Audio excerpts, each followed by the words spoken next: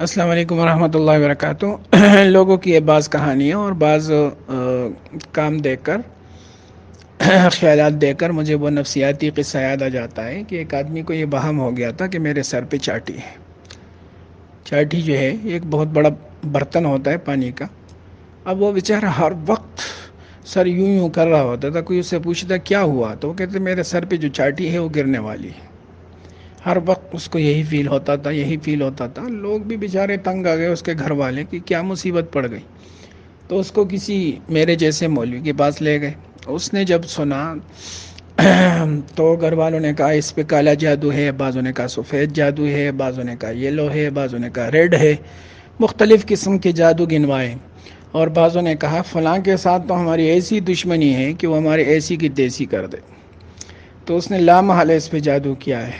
تو مجھ جیسے مولوی صاحب نے اس سے کہا اللہ خیر کرے گا، آج اس کا جادو ہم توڑتے ہیں۔ اس نے کہا کہ میں اوپر چھت پہ بیٹھوں گا اور تم مجھے ایک چاٹی لے کے دینا، اور جب میرے قریب سے گزرے تو وہ چاٹی میں گرا دوں گا، وہ نیچے ٹوٹ جائے گی، تم اس کو کہنا کہ بس چاٹی گر گئی، ٹوٹ گئی، اب تم ٹھیک ہو جاؤ۔ چنانچہ انہوں نے ایسے ہی کیا، مولوی صاحب کو اوپر بٹھا دیا اور چاٹی وہ لے کے اوپر بیٹھ گیا۔ اب جو ہی وہ نیچے سے گزرا، سر ہلاتا ہوا، مٹکا گر نہ جائے، چاٹی گر نہ جائے، جو ہی وہیں سے گزرا مولوی صاحب نے چاٹی اوپر سے گرا دی اور دڑام کر کے جو نیچے گری اور ریزہ ریزہ ہوئی، تو خوشی سے وہ خود ہی اچھلنے لگا، ہاں میرے سر سے چاٹی گر گئی۔ چاٹی اس کو تو پتہ تھا نہیں کہ اوپر مولوی صاحب بیٹھے ہوئے ہیں اور یہ سارا کرتب وہی دکھا رہا ہے۔ جیسے ہمارے ہاں الیکشن میں ہوتا ہے کہ الیکشن جیتنا جتوانا کوئی اور کر رہا ہوتا ہے، ہم ویسے ہی خوش ہو رہے ہوتے ہیں، ہم نے ووٹ اتنے دیے اور ہم نے یہ کیا اور وہ کیا اور فلاں کو پاس کیا اور فلاں کو فیل کیا، حالانکہ یہ الیکشن سلیکشن کہیں اور سے ہو رہے ہوتے ہیں۔ تو ایسے ہی وہ جو ہے مولوی صاحب نے چاٹی گرائی تو اس کا وہم دور ہو گیا، تو اس کے بعد سے وہ بالکل ٹھیک ٹھاک ہو گیا۔ اس مولوی صاحب کو کہا واقعی آپ نے جو جادو کا توڑ کیا نا، اس نے تو دنیا کو ہلا کے رکھ دیا۔ مولوی صاحب نے بعد میں اس کو کہا نہ اس کے اوپر کالا جادو تھا، نہ سفید تھا، نہ ریڈ تھا، نہ یلو تھا، اور نہ گرے تھا، اور نہ براؤن تھا۔ اس بیچارے کو تو نفسیاتی مرض ہو گیا تھا۔ ان کو چاہیے تھا کسی ماہر ڈاکٹر کے پاس لے کے جاتے، سائیکالوجسٹ کے پاس یا کسی ماہر مولوی کے پاس لے کے جاتے جو نفسیات کا علم رکھتا ہو، تو یہ ٹھیک ٹھاک ہو جاتا۔ لیکن بجائے ڈاکٹر کے پاس لے جانے کے، وہ اس کو کبھی ایک جادوگر کے پاس لے جاتا رہا، کبھی دوسرے، کبھی ایک عامل، کبھی دوسرے عامل، اس بیچارے کا بھی ستیہ ناش کر دیا اور ٹھیک بھی نہیں ہو رہا تھا۔ تو بہرحال بہت سارے معاملات جو ہوتے ہیں تو یہ نفسیاتی ہوتے ہیں، اور خیالی پلاؤ ہوتا ہے۔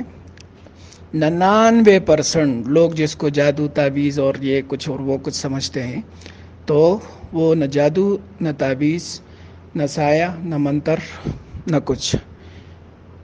کسی بیچارے کو کوئی ٹینشن ہوتا ہے، کسی کو مالی ٹینشن ہوتا ہے، کسی کو بیوی سے ٹینشن ہوتی ہے، کسی کو شوہر سے ٹینشن ہوتی ہے، تو وہ ہوتے ہوتے ہوتے اور نفسیاتی مرض بن جاتا ہے، اور پھر اس کے جو بازو وغیرہ ہے وہ اکھڑنے لگ جاتے ہیں۔ تو اس طریقے سے یہ سارا کچھ ہوتا ہے، ٹھیک ہے۔ تو انسان کا جو خیال ہے، انسان کی جو سوچ ہے، انسان کی باڈی پر اس کے بہت یعنی بہت اثر انداز ہوتا ہے، وہ بہت اثر پڑتا ہے۔ آپ لوگوں نے کرونا میں دیکھا ہوگا، ایک آدمی ٹھیک ٹھاک چل رہا ہوتا تھا، کھا رہا ہوتا تھا، پی رہا ہوتا تھا، سو رہا ہوتا تھا، تھوڑا سا بخار ادھر ادھر، ڈاکٹر نے کیا تیرا کرونا ہے اور بڑا خطرناک ہے، تو بیچارہ ڈھلم کر کے ادھر ہی گر جاتا تھا اور اس کو چارپائی پہ لے کے آتے تھے۔ کیا ہوا؟ اس کی قوت مدافعت کمزور ہو گئی۔ لیکن بہت سارے ایسے تھے جن کو یہ پتہ نہیں تھا مجھے کرونا ہے، وہ کرونا گزار کے چلے بھی گئے، ان کو پتہ بھی نہیں چلا، اور ان کو کچھ بھی نہیں ہوا۔ کیا تھا؟ ان کی قوت مدافعت مضبوط تھی۔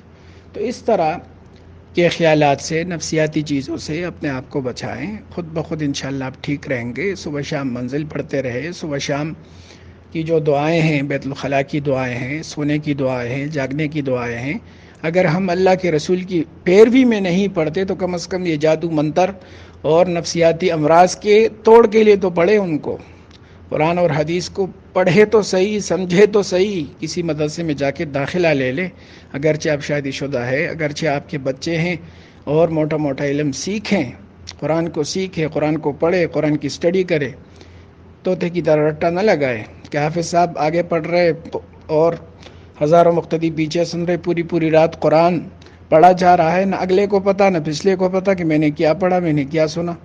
تو یہ قرآن تو اللہ نے اس لیے تھوڑی بھیجا ہے۔ بہرحال بات لمبی ہو رہی ہے، خلاصہ کلام یہ ہے کہ ان نفسیاتی چکروں میں مت پڑے اور ایک دوسرے کا نفسیاتی علاج کیا کریں، انشاءاللہ خود بخود ہم ٹھیک ہو جائیں گے۔ اللہ کے ساتھ اپنا تعلق جوڑے، نمازوں کا اہتمام کرے، ایک دوسرے کے ساتھ اچھے اخلاق سے پیش آئے، ایک دوسرے کی مدد کرے، ایک دوسرے کے ساتھ تعاون کرے، انسانیت کو خیر پہنچائے، یہاں تک کہ جنات کے لیے بھی بہتری کا سوچے کہ اللہ ان کا بھلا کیسا کرے گا، کافروں کے لیے بھی بہتری کا سوچے کہ اللہ ان کا بھلا کیسے کرے گا۔ آپ خوش باش رہیں گے، زندگی آسان رہے گی۔ والسلام۔